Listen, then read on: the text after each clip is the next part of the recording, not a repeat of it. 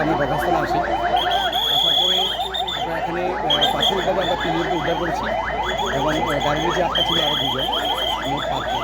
এখন দেখার দিয়ে আমরা ওখানে পরে আরও একজন পেয়েছি। এই পর্যন্ত মোট 6 জন লাশ উদ্ধার করা হয়েছে।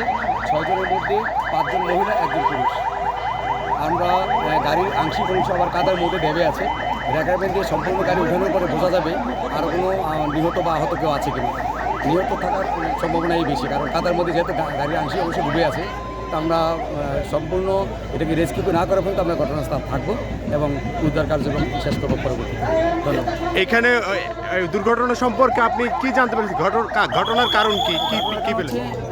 অতিরিক্ত গতি, সার্বিক পরিবহন কুমিল্লা মাদারীপুর থেকে ঢাকাগামী যাচ্ছিল।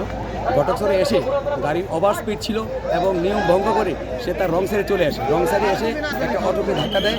অটোর মধ্যে যারা ছিল ম্যাক্সিমামই মারা গিয়েছে। এই পর্যন্ত 6 জন নিহত। 6 জনের মধ্যে আমরা 6 জনকে উদ্ধার করেছি। 6 জনের মধ্যে 5 জন মহিলা, 1 জন পুরুষ। গাড়ির আংশিক অংশ আর ডেবে আছে কাদার মধ্যে।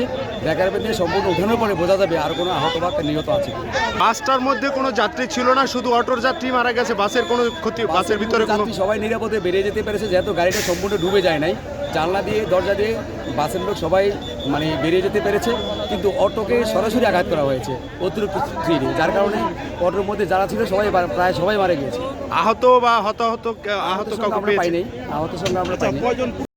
বাহিনী, পুলিশ, আমাদের আমরা সবাই আমরা সকলে প্রচেষ্টা 6টা লাশ আমরা উদ্ধার করছি। এখন উদ্ধার অভিযান চলমান আছে।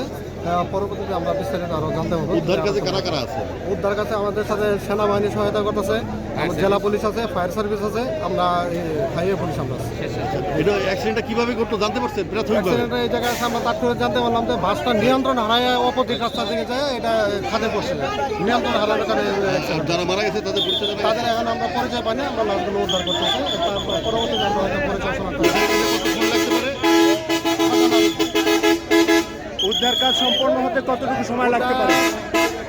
এখনো চলমান, হয়তো 8-10-15 মিনিটের মধ্যে শেষ হয়ে যাবে উদ্ধার কাজ।